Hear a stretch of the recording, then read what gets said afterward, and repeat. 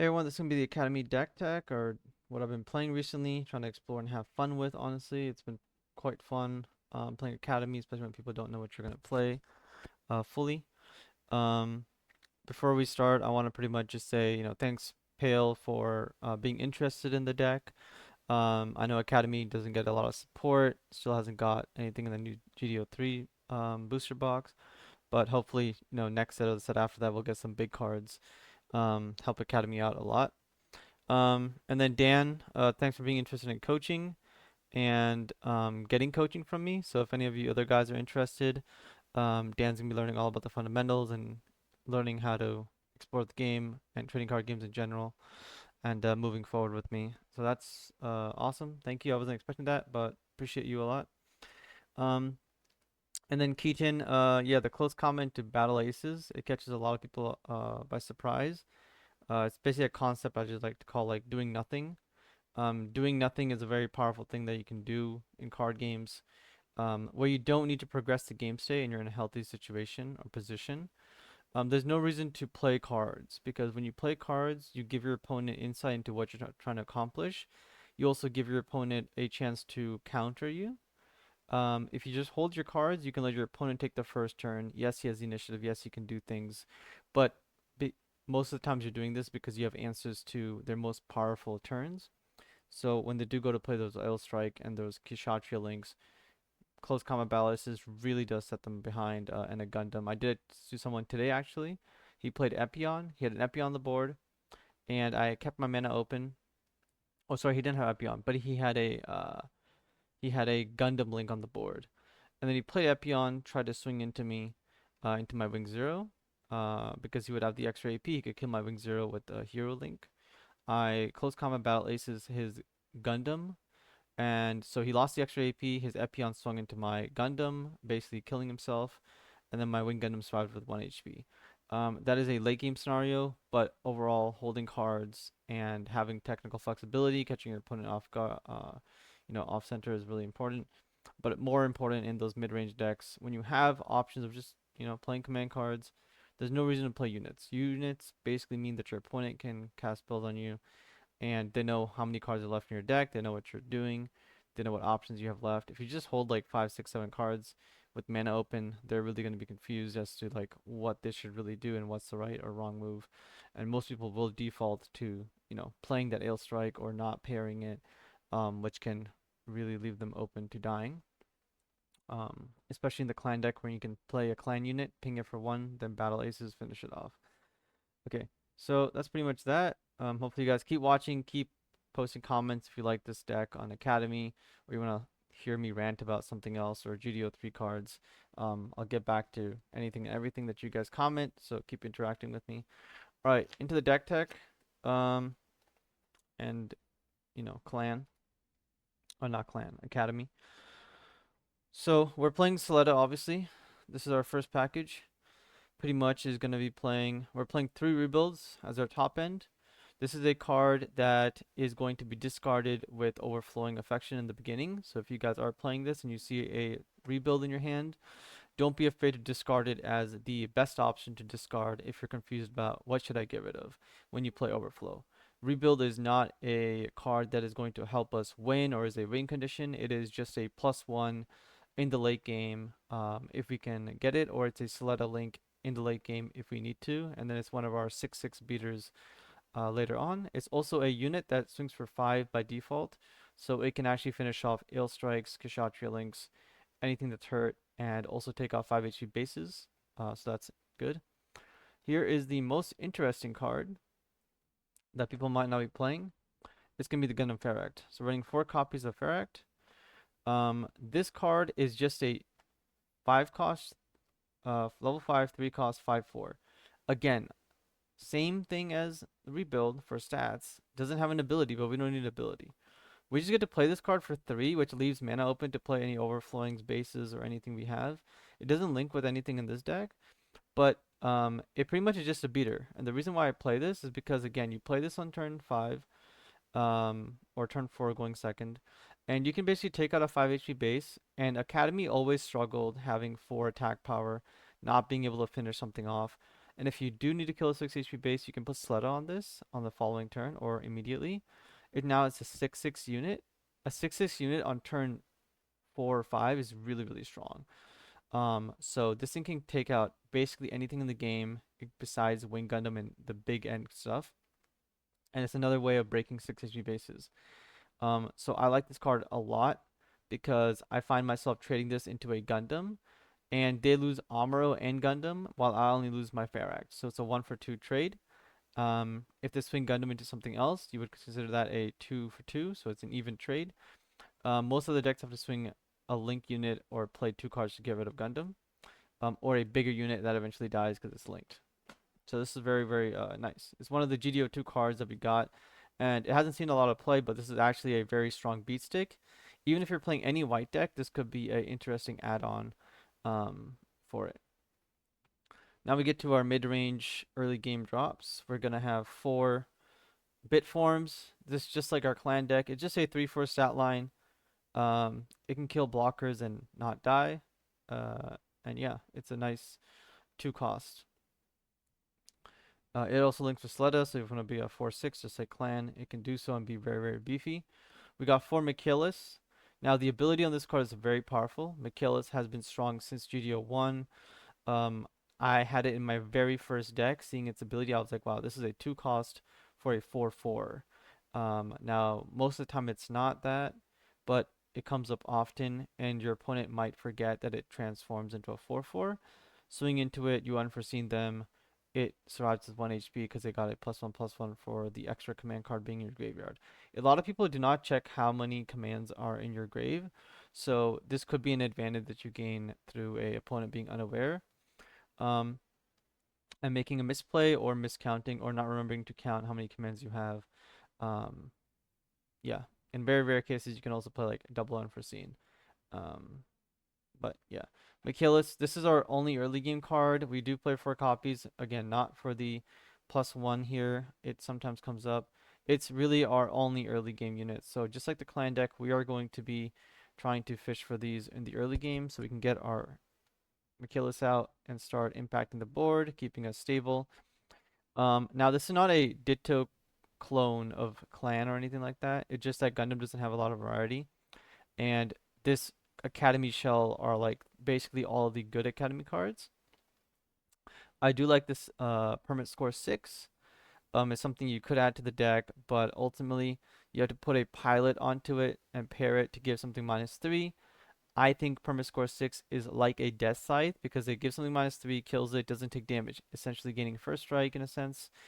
And then resets the resource with Sleda. I think Sleda is the second best pilot in the game in terms of like raw pilot power or flexibility, but not really in terms of like what's being played in the meta the most.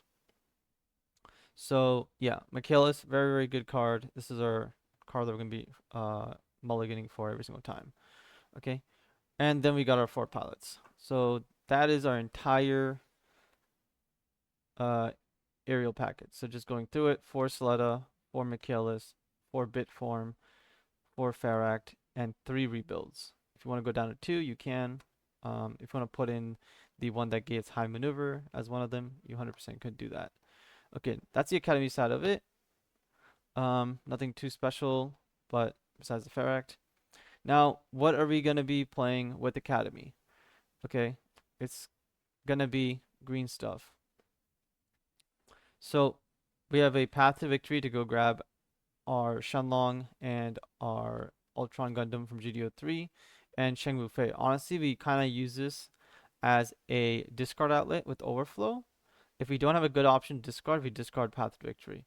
If we don't want to discard path to victory, we could discard our other overflow if we have it in our hand, or we could discard a different card. This is used basically on turn 5. We have a lot of like space to play around with in terms of resource management. So we don't have to play all of our cards because we have command cards. We also don't play like a crazy amount of units on curve or links, besides Shenlong usually. So this card is just a one of to go grab our stuff. And finally, we do play Wing Zeros in this deck. So this is going to be a command card to go fetch us that if we need it. It also just helps us get through our deck to what we need to get to. And Shenlong is going to be our like win condition essentially. Okay. 4 green bases, you can cut them, increase them, do whatever you want. But we're running the 6 HP just for that maximum HP value. So the aggro decks can't just run through us. It's also green. Finally, we are playing 4 Ultron, 4 Shenlong, and 4 Shang Wufei. Self-explanatory here. Now, one of the cool things you can do, not with Ultron, but one of the cool things you can do with Shenlong is if you have Soletta on your Michaelis, okay? So what you'll do is you'll play Michaelis, okay? You'll play a second Michaelis linked with Soletta. On the next turn, when you have an EX resource, yeah, when you play you still have your EX resource and you have 4 resources. The problem is you play Shenlong, but now you need to burn your EX to play Shang Wufei link onto it. With Soletta being on the table already, she can swing, get you your resource back, and then you can link Shang Wufei and not have to burn your EX. This is like a cool thing that Soletta does, and there's other things that Soletta does with Academy and in any deck. And I think that getting that extra resource back is very powerful, especially when you're trying to play on those turns when you're trying to play everything and burn all your resources, especially with the links. Sled is very good at making sure that you don't have to burn everything, or you can play that one extra card. You can basically play one extra card if you're depending on your resource curve.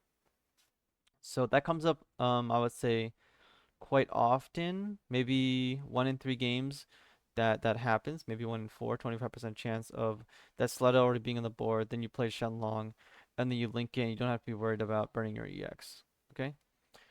So Shenlong is the main beater. He makes you win games into blocker decks especially. So again, we're targeting blocker decks, obviously.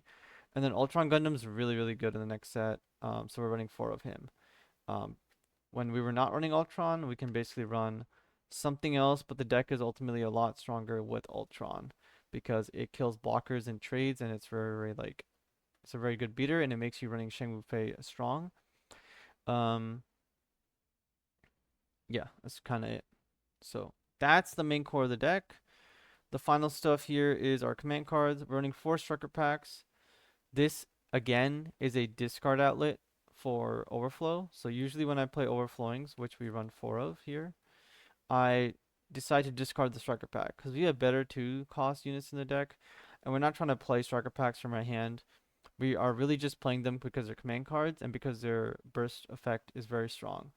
And then they're an extra unit in case we need it. They're the only blockers we play, and their essential job is to keep Shenlong alive, or help us stabilize if we need to later into the game.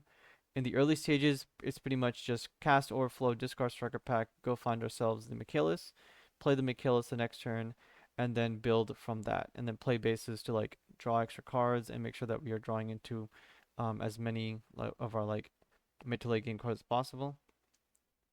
2 unforeseen incidents. These are just extra command cards. This is another card that combats aggro by just being that, oh, you swung at me, unforeseen the other guy, I save myself 1 amount of health. That's pretty much it. Otherwise, it can come up clutch in making sure that your opponent doesn't get rid of your your Shenlongs and your Solettas because you have such high HP and resistances. It's also used in contrast with the Shang Wufei ability to basically make sure your opponent has 3 or less AP so you don't take damage from like Gundams and anything like that. The final cards are 2 Justice Gundams. These are essentially our show of resolves. They are +1s because you get an extra token with them. So it's a 2 for 1. So this is another card advantage card. If you count that with the rebuild, we're basically playing 5 cards that give us +1s. And then once you start adding in that Shenlong starts killing units without taking damage and starts killing blockers, we get a lot more pluses in our deck.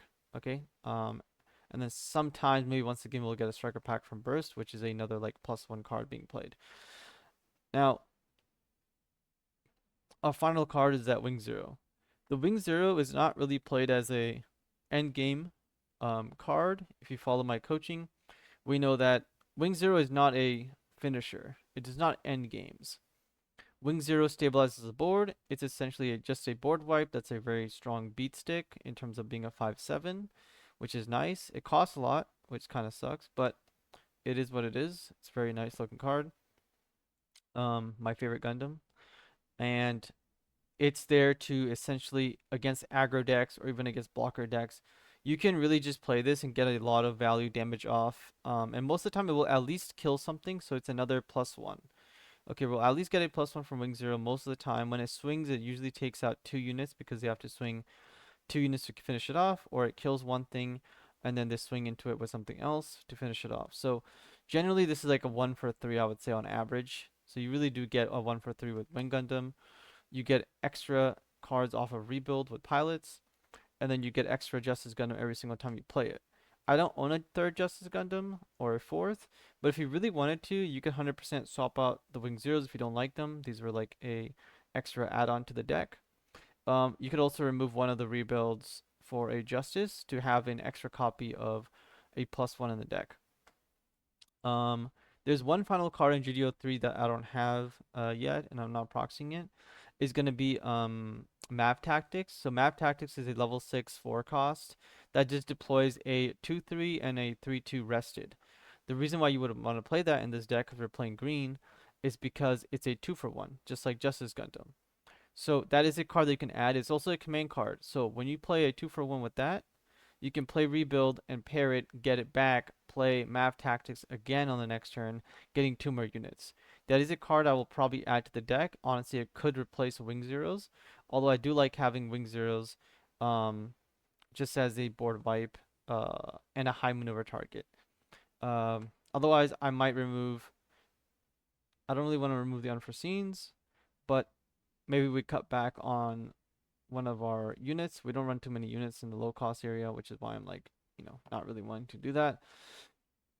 And the one path to victory could also be a map tactics. That's probably what I would change it to. Maybe removing one path to victory to a map tactics, and then removing maybe a base to map tactics, or whatever you feel like. So that's the entire deck tech. Um, I'll quickly run through some things and concepts that you should probably know in terms of talking about mid-range and academy in particular, and maybe with an academy in particular. So this is where like coach starts talking a bunch, and hopefully you guys enjoy me talking. Otherwise, you guys wouldn't be asking or listened to my video last time. Uh, so Justice Gundam is one of the best cards in the white deck, in the white color. This card honestly should be basically essentially played as a 4 of in every single deck because it's a show resolve, being that it gets a 2 for 1, and it's a unit on top of it. Okay, and if you start playing 4 of these, is oftentimes when you play one, you get a token. Next when you play a second one, get a token. You put a pilot on the first Justice Gundam. He can attack, and on attack during pair, he can pick any of the Fatum tokens. So you would pick the one that just came in, who cannot swing, and he would now be able to attack along with your other Fatum token. And that's like a really good combo that you can do with Justice Gundams once you start running multiple copies of these. So if you go up to 4 copies of those, I honestly would not like be ashamed of that at all. It's really, really strong. Justice is probably the best white card that exists outside of the new GDO 3 Freedom that just says you can't take damage. Um, this card is really, really strong. Rebuild is honestly another +1. You can honestly do this and play it like this instead. It might be overall stronger, or do a 2-3 split. I won't talk about ratios in this video. Um, I had a podcast on One Punch and Done. If you guys want to go check that out, the most recent podcast episode on One Punch and Done was about ratios. It's a very long episode. We don't do that podcast anymore, unfortunately. One Punch is not interested in Gundam, and he's been busy with life for like a couple months, so we kind of haven't been uploading anything. But if you guys were interested in listening to like my GDO 1 and um, those deck techs or anything like that, concepts about ratios, go check those out. Let me know if you're going to in the comments so I can know who's paying attention to what, who's following along, and so on. Uh, so next up is Rebuild. Great card, gets you a +1, but this is not a game ender either. And Wing Zero just basically again, a command card on a beat stick. It's cool. This is our ultron and stuff. Totally fine. Don't need to talk about that. Now let's talk about mid-range and stuff. The entire idea with mid-range is that we are playing units that are beefier than our opponent. An academy is white, which is probably why it has these beefy units.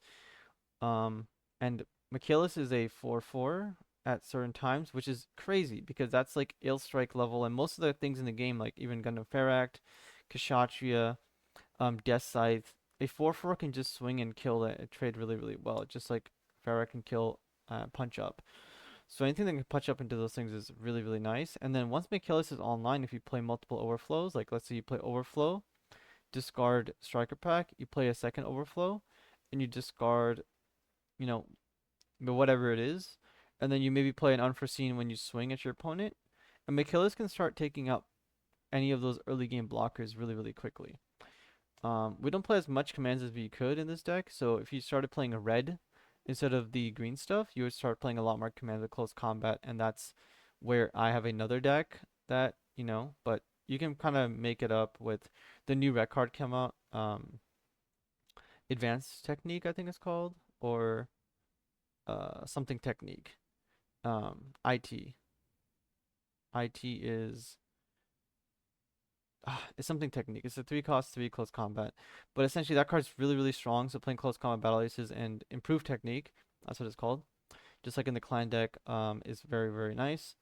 And so a academy with that red package would be a very good, especially with the new G-Quux. I think guys, the new level 8 G-Quux is one of the best cards, if not the best card in the next booster box, and it might be the best one of the top 3 cards in the game in terms of like raw power or what it can do next to like Wing Zero.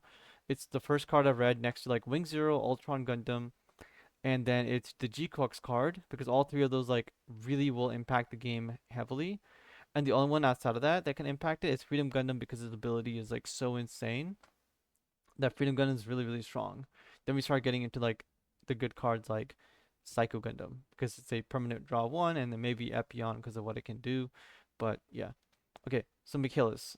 So these are all our beat sticks. So mid range, you really want to, again, we're going to start valuing our HP, trading efficiently, taking the aggression at the beginning with Michaelis, taking out their EX base, letting our Michaelis die to them is perfectly fine. Because then we start playing like 2 bit forms, just like our clan deck. Then we start playing a Ferract and a bit form, or Ferract and a Michaelis, or leaving resources open at any point for unforeseens and things like that, or using it for overflows and path to victories. It's very common, you go 4 resources and an EX, you play Gundam Ferract and a path to victory on turn 5, and you're sitting pretty happy.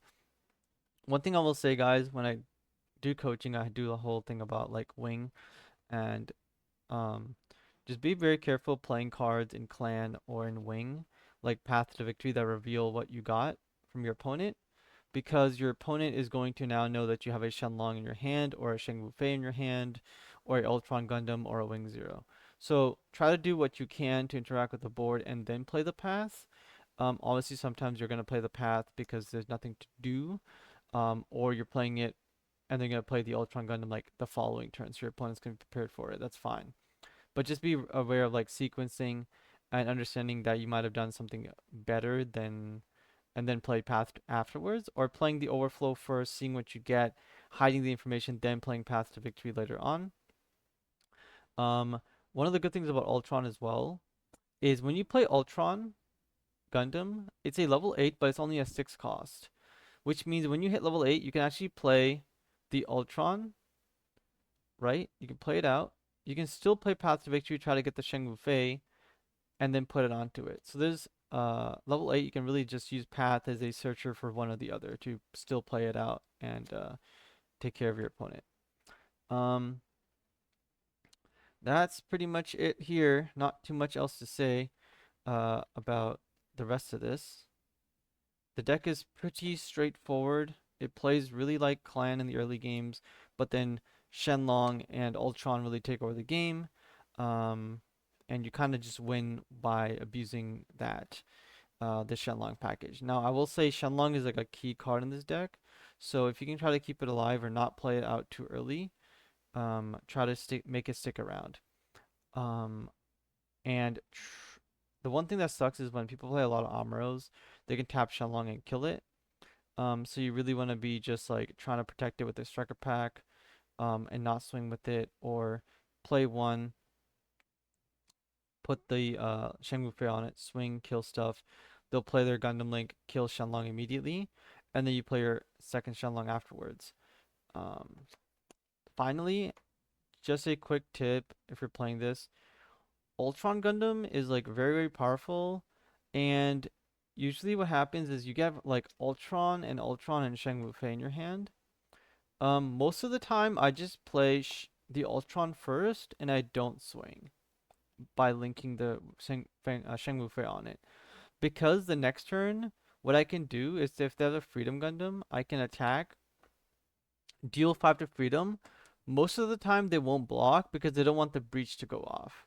Once that happens, I play the second Ultron Gundam with Shang Wu Fei Link because I have the link, so I can basically speed up the tempo really quickly. And I'll swing and deal 5 damage to their Freedom Gundam, killing it, and then I'll still get the Shang Wu Fei, like, I'll still get the hit onto their shields. So basically, I get 2 shield, I kill Freedom Gundam without taking any damage back. It's really, really good. Sometimes they'll have a blocker tapped or a Gundam tapped, so I can really swing, take out the Freedom Gundam, swing into their, like, ill strike, kill that, and then still breach.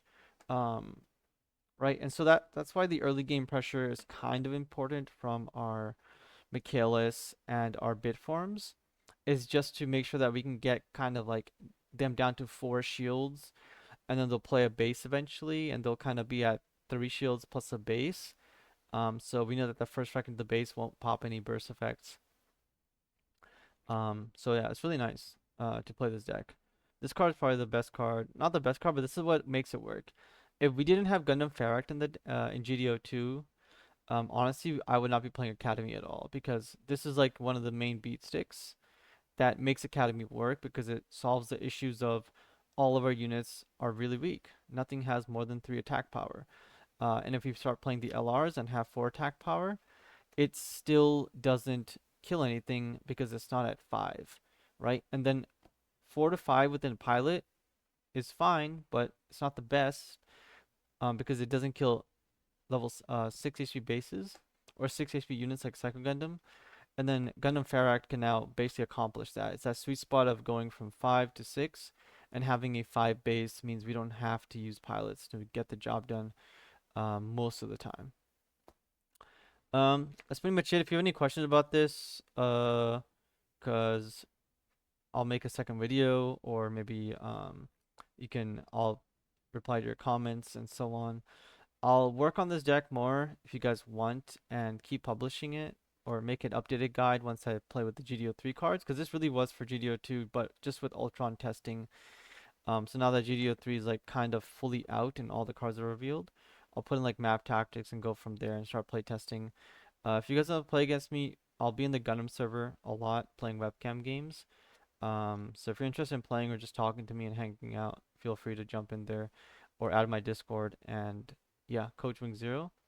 Any of you guys interested in coaching or specific decks? I'm one of the coaches that plays all the decks in the game.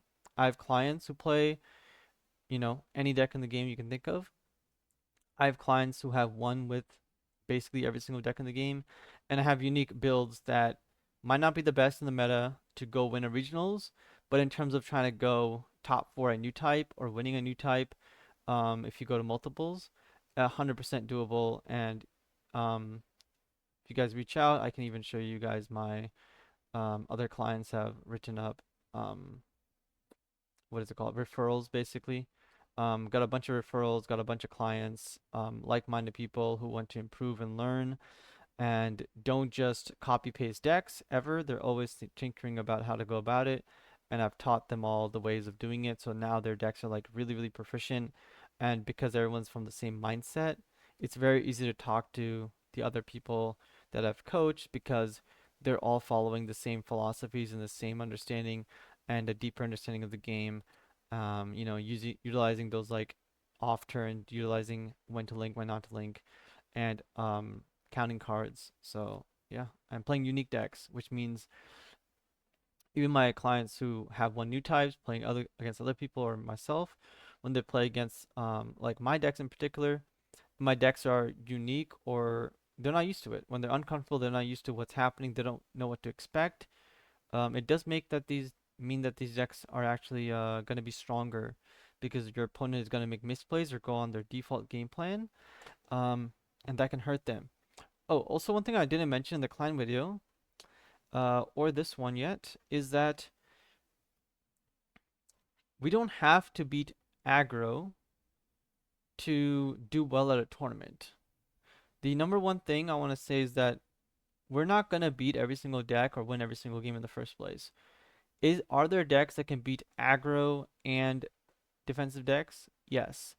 But and those that's why the top two decks in the game essentially, in terms of like design wise, the pure aggro deck that just wins by turn 4 or 5 basically.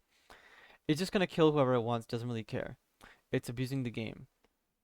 The blocker deck goes to super late game and wins because your opponent runs out of cards and cannot beat the blocker deck. So they're just two opposite ended decks, and then Wing Zero's in the middle that is kind of just winning because it has good cards, but it's not the best deck. It usually ends up winning tournaments because it doesn't play into any aggro decks all the way till the regional like top 16.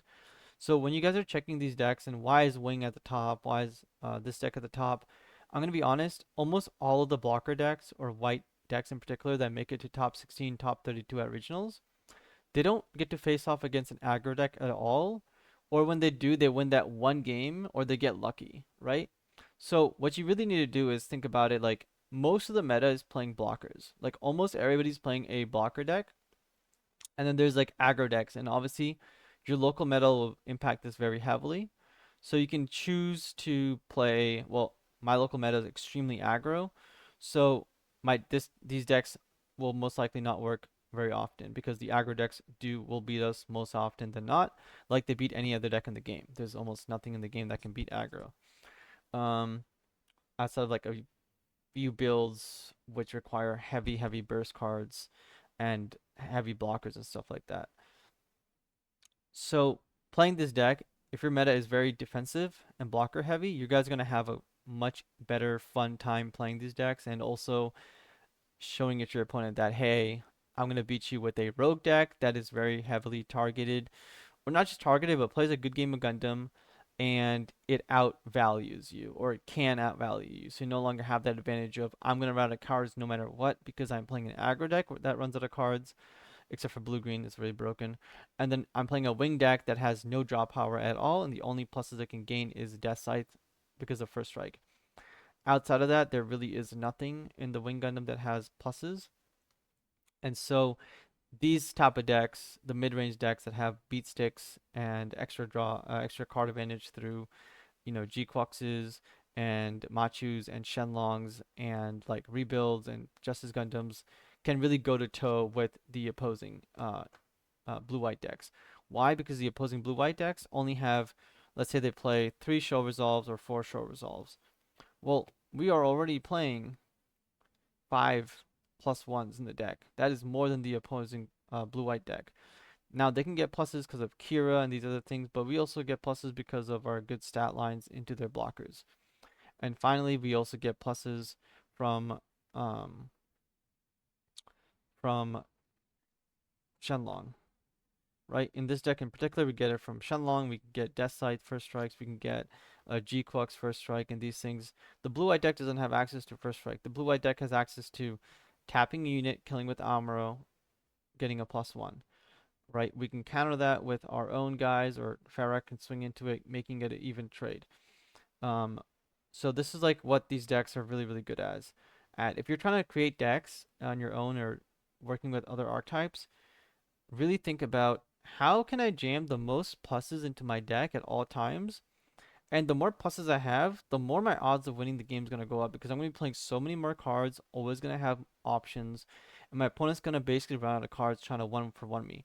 At the beginning of Gundam GDO1, the game was like kind of very, very based off of everything's going to trade one for one. It's like one, I kill your guy, you kill my guy, we just go back and forth. Then what happened was like people were like, oh, Wing Gundam kills and breaches, death sights, links, and first strikes, and blockers can like block and stick around against certain decks, right?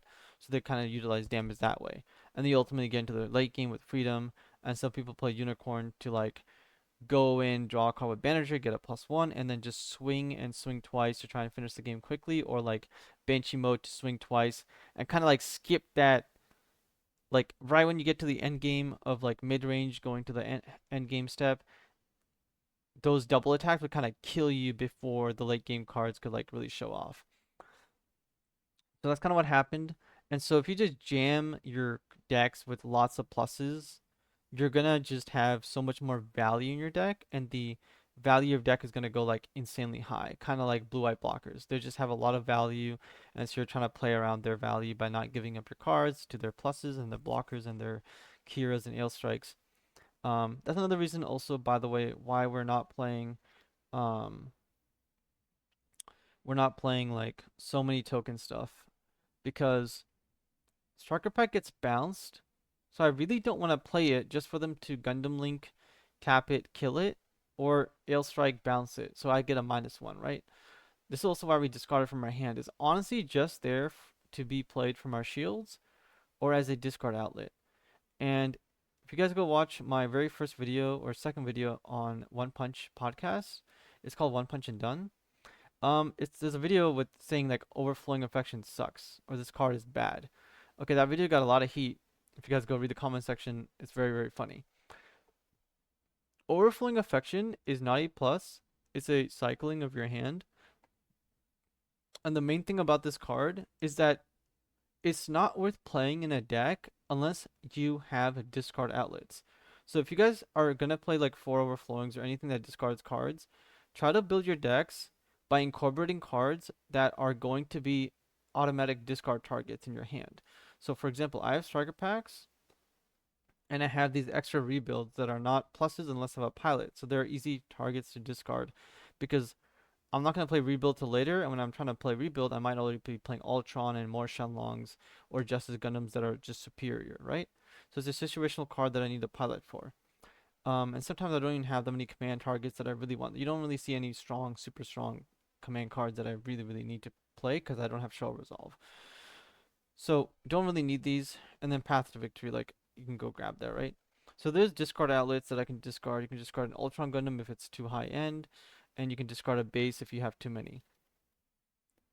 Okay, so this is what you want to basically look for when you're playing overflowings is make sure you're running some amount of card to discard. Obviously, we all know the overflowing discards and overflowing, right? That's perfectly fine. We do that as well. But just build your decks with overflowing that you have a lot of discard outlets. If you're only using overflowing as a ability to like really cycle through your deck for specific moments, this is a much stronger card later into the game when you need to play it to go find yourself an answer or a link or something in particular that is going to help you affect the current board state. It's not a card that you really want to play in other decks or most decks on your like turn 1 or turn 2 immediately. Okay, because when you play it immediately, you're going to be stuck discarding cards from your hand that you really don't want to discard. Now, luckily for us, we have a lot of cards in our deck that are discard outlets for this. So we will be discarding these if we see them automatically, and it makes this card basically better. If you play it in a blue-white deck, you would play it in a blue-white deck a lot because you might be playing like 11 or 12 pilots. So you know that you can discard pilots at all times because there's gonna be so many that you're fixing your hand, okay? You can discard your pilots and you can discard your big like an extra ale strike, sword strike, etc. And then again in our deck when we're playing against an aggro deck, we have extra discard outlets in Shenlongs, Ultrons, and Shang phase. Why? Because against the aggro deck, we don't need blocker killers because their abilities are basically useless. So these are perfect discard outlets, and against those decks, it will be better to like keep our rebuilds so we can get back our striker packs in the later game, our unforeseens, and we can get back our Justice Gundams, not Justice Gundams, but our overflowings, and then like go find our Justice Gundams stuff to again play more blockers. Um, you might be wondering why am I not playing Lifrith and Rig Diaz and stuff. It's because if people start playing Shenlong, we don't want to give them targets to kill. And there's not a lot of space in this deck. So when we start playing blockers, it makes us weaker into Shenlong and things. It also means that we're trying to block with those cards, and Lifrith is a good blocker, but we don't need to block our opponent. We need to apply pressure, just like the clan deck applies pressure in the early game with Michaelis, into bodies, into links, and into um, more bodies. Okay? So that is why we do not play blockers in the deck. It gives us a weakness, just like we don't play token cards too much, although we might play map tactics because it comes in later. Um, but it spawns 2 tokens, so it's why we're going to be playing that card most likely. So yeah, hopefully this was enjoyable for you guys. It was quite longer than it should have been probably. If you guys like that it's long, let me know. If you guys want it shorter, let me know. If there's other decks, I'll be uploading more decks as I play with them. Any questions you have, just let me know. Peace.